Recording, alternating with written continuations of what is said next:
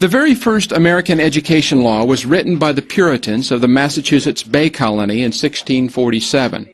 The Old Deluder Act required that any community, upon reaching a population of 50 families, hire a teacher. When the community grew to 100 households, they were then to build a school building. The Puritans understood the need for literacy, particularly to enable all citizens to be able to read the Scriptures for themselves in order to withstand the devil, or that old deluder Satan. The Old Deluder Act of 1647 predated the founding of America as a nation by more than 100 years, so it was not obviously an example of national government involvement in education. It was a local community effort that arose from the needs of local families, and it was focused only on teaching children to read, the most basic educational skill. Few of America's founding fathers received much of their education in an organized school setting. While some attended private schools, most were schooled at home by their parents or private tutors, or they were self-taught. Ben Franklin, for example, started school at the age of 8, then came home when he was 10 to assist in his father's business, and he learned mostly from his father, who, by the way, had very little or no formal schooling. Washington attended school for only 2 years, then taught himself. Jefferson studied with a private tutor. This was the early American pattern. Yet, as John Adams remarked in 1765, a native of America who cannot read or write is as rare an appearance as a comet or an earthquake. Schooling continued to be available for all who wanted it and pursued it. An 1830 article in the Philadelphia National Gazette said, "Education in general must be the work of the intelligence, need, and enterprise of individuals and associations. At present, in nearly all of the most populous parts of the United States, it is attainable for nearly all the inhabitants." Some New England schools were tax-supported under state law, but they had to compete with academically superior private academies. Education across most of the country, however, was completely laissez-faire. School attendance was voluntary, and schools were funded either privately or by charity. And what were the results of America's early education efforts prior to the rise of an organized school system? Well, according to the census of 1840, fully 90% of white adults were listed as literate. In 1860, that number had risen to 94%. By way of comparison, a 1993 U.S. Department of Education study showed that only 50% of American adults were moderately literate. In the early 1800s, changes in Europe led to state control of education there. Educational elites and intellectual leaders in America, particularly the Harvard Unitarians and followers of Robert Owen, were attracted to the idea, believing that placing all children in a centrally controlled institutional environment under the direction of the state would lead to a perfect society. It was the beginnings of socialism, even before the term was invented. These early American socialists were attracted to what was happening to education in Germany. The Prussian public school system had everything that they wanted: full state funding by involuntary taxation, teachers trained by the state, a standard state-prescribed curriculum, age-segregated classrooms with military-like discipline, compulsory attendance laws enforced by truant officers, and effective ways to keep independent-minded parents in check. Promoted first in liberal churches in New England, universal public education following the Prussian model soon became viewed as the best way to preserve America's Protestant majority from a flood of Catholic immigrants. Protestant denominations joined together on the basis of what they shared in common, hence the term common schools. But many did not realize that much of what they agreed to had a very different purpose, one that they would only begin to understand over a century later. And interestingly, after the American Civil War, Northern bankers and industrialists brought the Prussian model of schooling to the defeated South. Horace Mann, known as the father of American public education, oddly enough did not start out with any particular interest in education. His teaching experience was limited to 2 years as a tutor at Brown University just after his graduation from there. He went on to become a lawyer, then to serve in the Massachusetts state legislature. After his election in 1836, Massachusetts Governor Edward Everett set out to remake his state's education system after the Prussian model. As president of the Senate, Horace Mann led the passage of a new law that Everett wanted to allow him to appoint a state school board, effectively taking control of local schools out of the hands of local officials and placing it in the hands of the state. Everett then appointed Mann as the secretary of the new Massachusetts State School Board. Mann took on his new job with the zeal of a missionary, and he regarded the transformation of education into a state-controlled, tax-supported bureaucracy as a mission. Supported by wealthy, influential friends, Mann focused with the zeal of a martyr on the task of perfecting the human race and creating heaven on earth through universal state-run education. Abraham Lincoln had said, "The philosophy of the classroom in this generation will be the philosophy of politics, government, and life in the next." To determine the philosophy that would reign in the classroom, social planners and other supporters of state-run education had to determine who would be the teachers in the classroom and what the teachers would believe. To accomplish that, Mann concentrated on establishing teacher colleges known as normal schools. James G. Carter, in an 1825 pamphlet, called the first normal school at Lexington, Massachusetts, quote, "an engine to sway the public sentiment, the public morals, and the public religion more powerful than any other in the possession of the government," unquote. And it became a model that was visited, studied, and duplicated nationwide, though it contributed immediately to a reduced literacy by promoting the whole word method of teaching reading. Mann also set out to convince the middle and professional class to withdraw their children from private schools and to place them in the new common schools for the good of the entire society.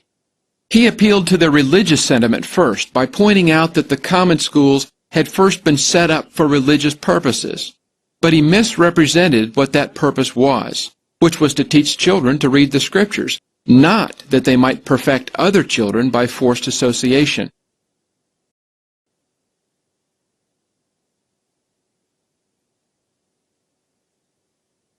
Nevertheless, many parents bought the statist argument that their duty to their community was more important than their duty to their children, and the purpose of public schools as instruments of social change first and academics second was quickly established.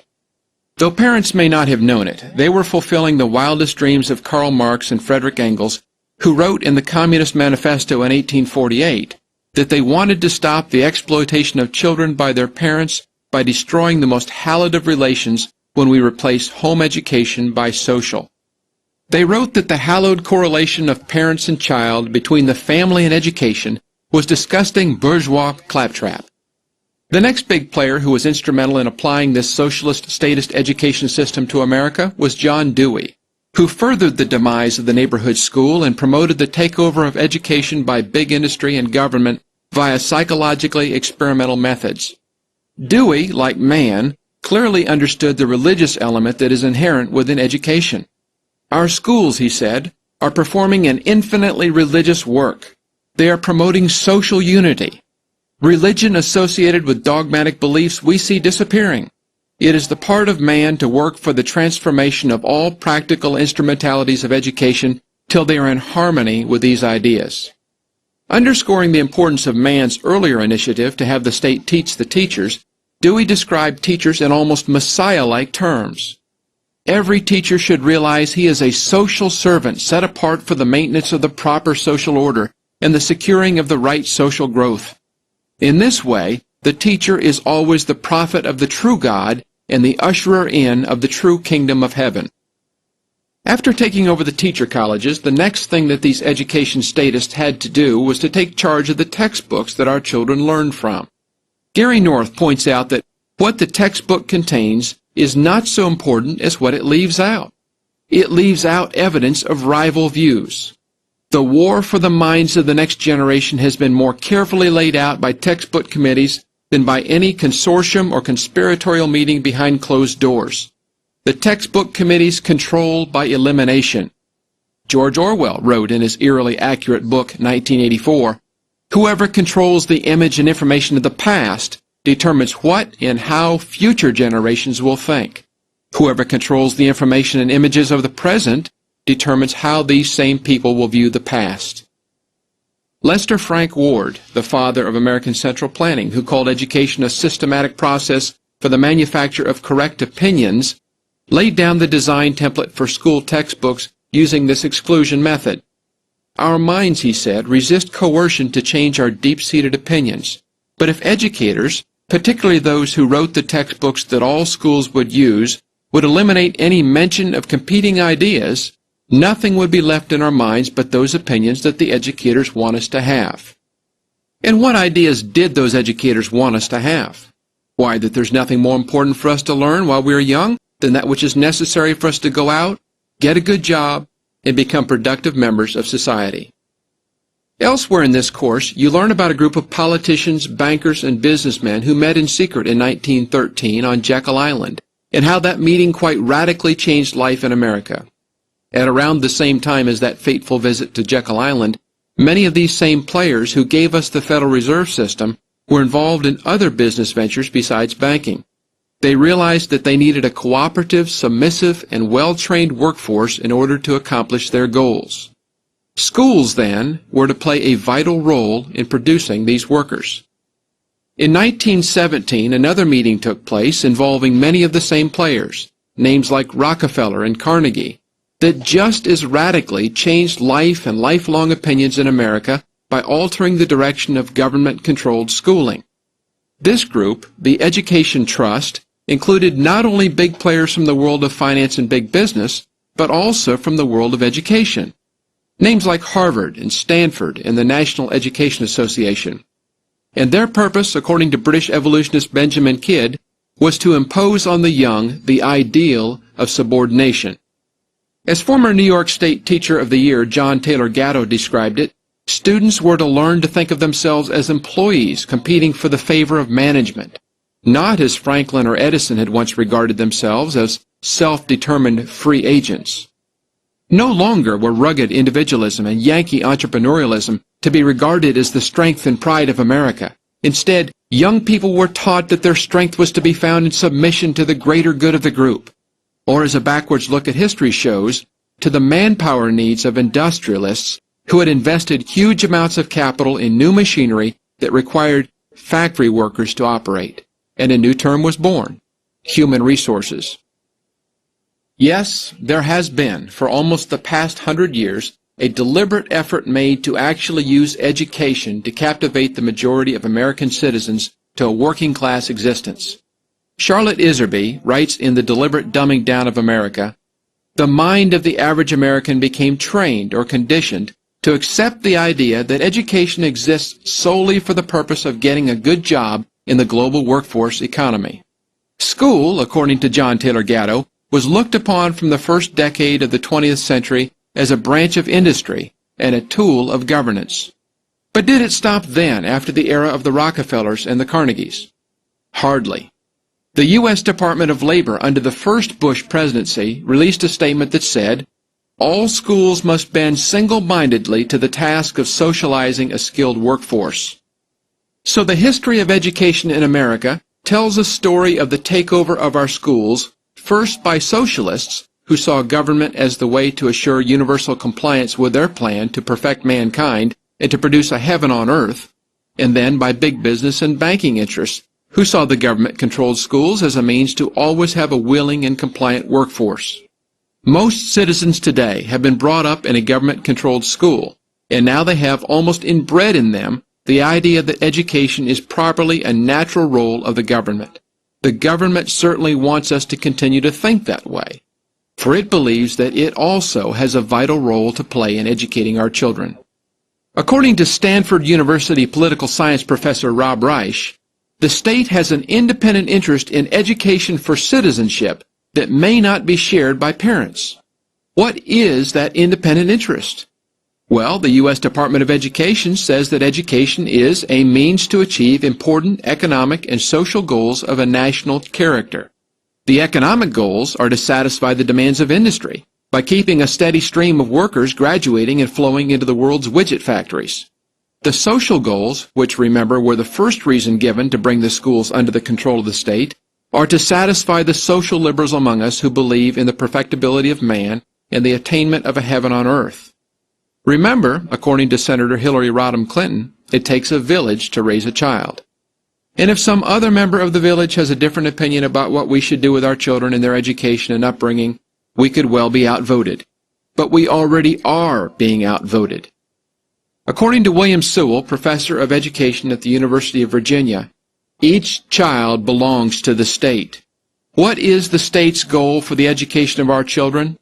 Professor Sewell identified it when he described the purpose of education as, quote, the training of citizens for the state so the state may be perpetuated, unquote.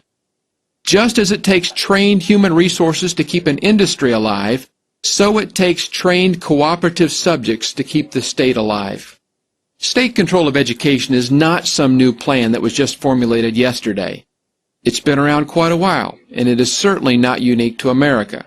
And it was not found only in Germany before it was brought here. Fascist dictator Benito Mussolini of Italy also had a pretty good handle on state-run education when he said, "At every hour of every day, I can tell you on what page of which book each schoolchild in Italy is studying." And whether or not we as parents like the idea of the state dictating what our children should learn and controlling how our tax dollars are spent that pay for this education, that is exactly the program that is now being carried out in every tax-supported school in America. Professor Reich sees three parties with an interest in education: the parents, the state, and the child himself. But he says that parental authority must end when its exercise compromises the development of minimal autonomy in children. If parental authority over education does not conduce to the self-sufficiency and independence of their children, the state must step in and ensure such outcomes. This is the statist view, that in the education equation, only the state is sovereign.